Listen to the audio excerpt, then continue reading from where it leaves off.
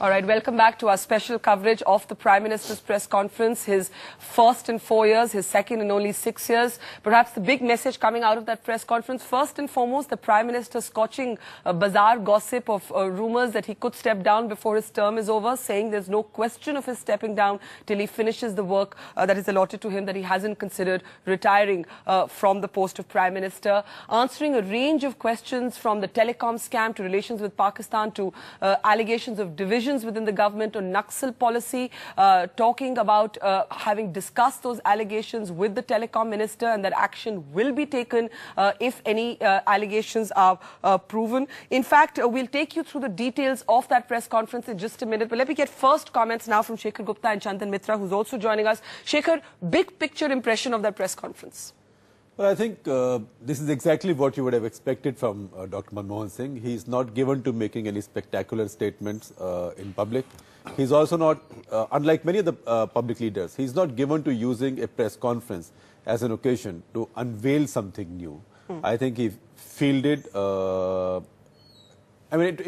his political style in public, particularly with the media, is a bit like Rahul Dravid batting at 37 for 3. You know, he's going to let go whatever he can get. So nothing dramatic should be expected. Nothing dramatic, but I think at the same time, I think he was more unequivocal than people would have expected from his personality, for example, on the question of thinking of retiring, or the question of, the bazaar gossip, as you call it, which is bazaar gossip, that he could be replaced midway through this term.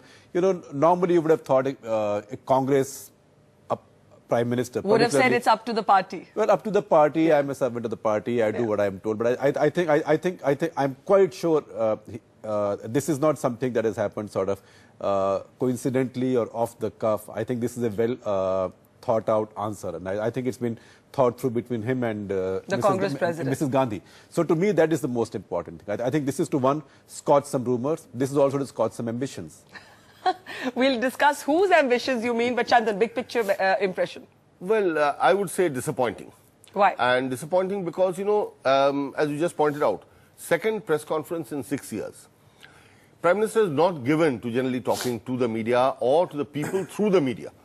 But so when an opportunity like this came, and there was quite a build-up to it, first year UPA, to a host of issues, the government on the defensive on a large number of issues, I would have thought the Prime Minister, who admittedly has grown in stature over the last few years, would take this opportunity to make some very bold statements, announcements, clarify positions, and say that, look, I'm in command, the government is fully in command, and these 1, 2, 3, 4 steps are planned over this kind of time frame. What did you specifically want to hear that you didn't hear before we start looking at the different details of the press conference? Well, I'm disappointed, number one, on the economy.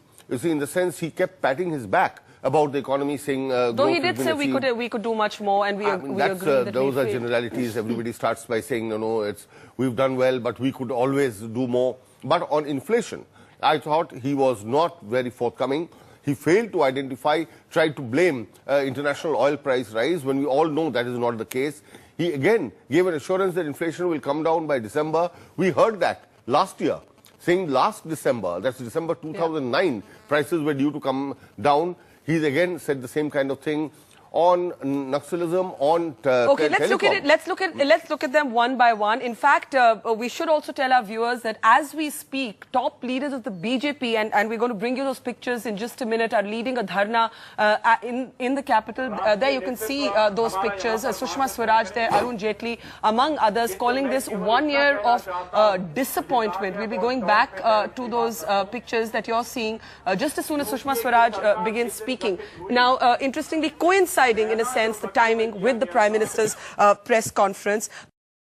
Tuba.com